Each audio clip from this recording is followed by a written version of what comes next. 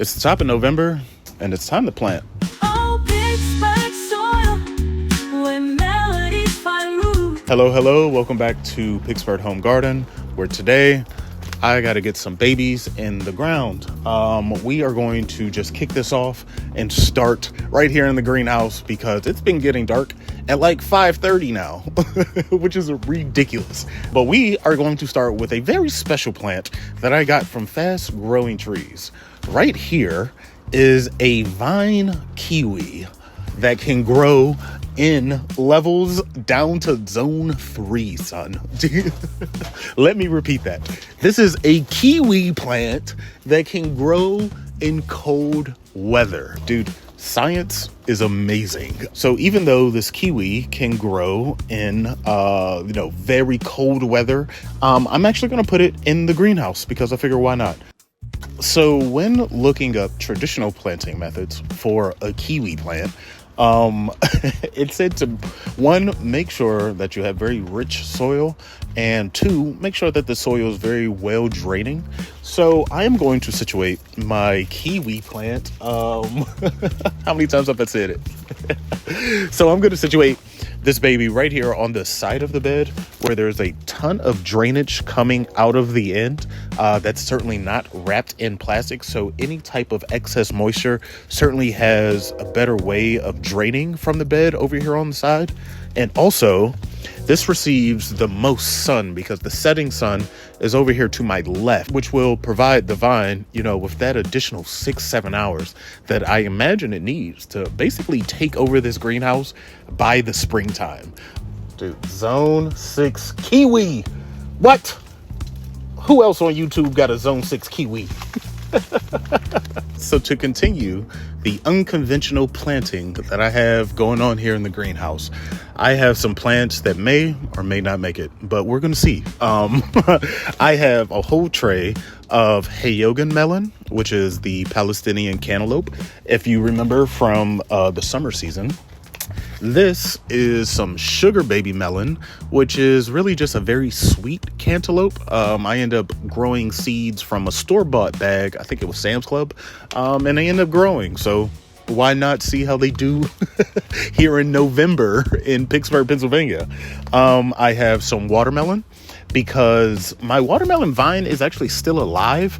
It's not really putting on any significant fruit, but it's still alive. So I'm thinking if I start new watermelon in here, maybe it will just have a better, season of being deep rooted and not fighting through, extended life. It's kind of brand new.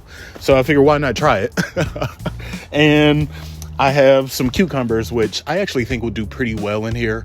My heating system has been working great.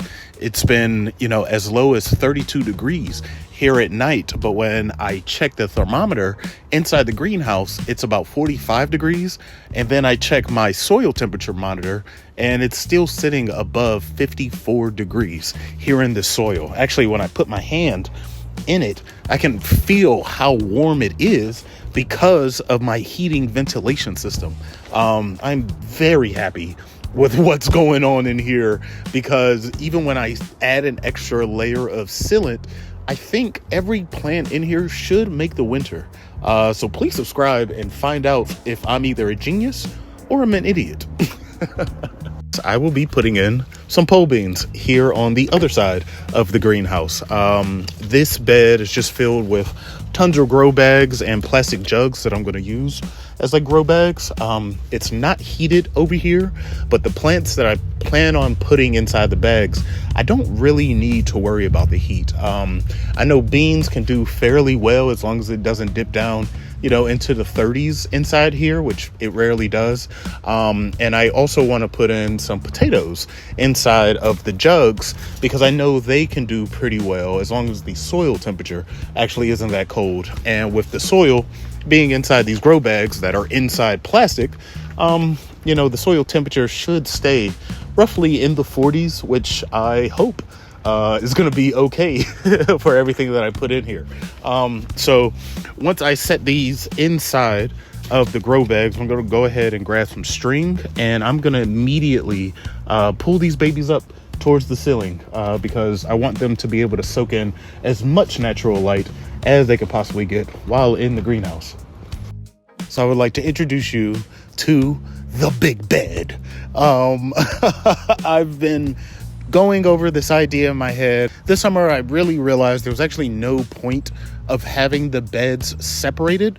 Now that I have, very small fencing around the garden beds themselves. So why not combine the two closest beds and just make one huge one?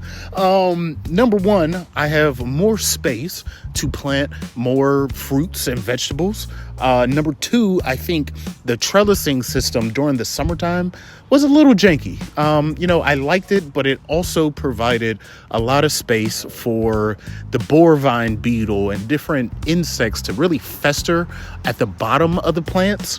So I figure, why not combine the two? And then I could just do one big protection method instead of splitting it up in two. Also, I really want the aesthetic of just having parallel rows of vegetables and leafy greens and all that sexy business that we all see on the internet. I want a little bit of that in my backyard. So this is the big bed. We are going to start with some chard. That is very easy to plant. Chard is kind of one of those things where you put in the ground and you don't really worry about. Although I have found that growing your chard very close together can be a bit detrimental to the leaves. They're kind of thick leaves, and when they're bunched together, not a lot of airflow gets through to them. So I have found with my chard, at the very base of the plant, there will be a good amount of depth, almost looks waterlogged at the bottom, and I think it's due to just lack of evaporation. So when planting your chard, I would say give it maybe 3 to 4 inches apart if you have the space. They certainly can be put together close, but in my experience, especially with the wintertime coming, I think putting all of your brassicas just a little further apart than what you normally would will do you well. Here on my second row in the big bed, I will be putting in some very traditional lettuce. Really nothing crazy special about this, except for it is a cut and come again type of lettuce, which means it doesn't really form a big head. I do have some iceberg lettuce inside that is not ready to come out yet, but those are going to be my head forming lettuce, and this is going to be more of my free leaf type of lettuce. The one thing I have to make sure I do is stay on top of the bird covering, because I don't know if you have sparrows and crows by you, but they absolutely adore lettuce. I'm actually a little worried about this bed already, but I've made it, and I'm not gonna let these animals beat me, nor should you let the animals beat you. So on the row right besides the lettuce, I actually have a whole tray of spinach. I cannot tell you how happy I am just to get this far with spinach, because for some reason, spinach and peppers, for me, germinating has been so rough. If you have any tips or tricks when it comes to germinating peppers or spinach, please leave a comment below, because it is an internal struggle that I can't stand. All right, so next on the brassica list, I actually have some miner's lettuce. This is a lettuce that I'm actually not too familiar with, but I'm very interested in the history of. Apparently, it is the oldest lettuce to be found in the Americas, which means Native Americans were using this lettuce in their dishes. I hear it's pretty good in different stir fries and soups. So, I figure why not try it out. And if I like it, I'll probably be doing a video about it here in the springtime when most people are getting back to gardening. But we're hardcore gardeners. We don't ever stop. You know what I'm saying? Can't stop. Won't stop. Can't stop. Won't stop. I can't. And last but not least, to go inside of the brand new big bed, I have some good old ruby red beets. I actually use beets for the leafy tops most of all. But the best thing I have found when growing beets is if you decide to just leave the beet inside the ground, they'll just get really big and continue to put on green tops. I always think beets should be in every garden during every season because they're such like prolific growers and they're so delicious. You know, they're very versatile. You can use them for a lot, but it is now about 5:15 and I probably got another 20 minutes of sunlight because we're moving into wintertime here on the East Coast. Pray for all your East Coast friends. Seasonal depression is a real thing. And if they don't have a garden, maybe you suggest one to them. So thank you for watching.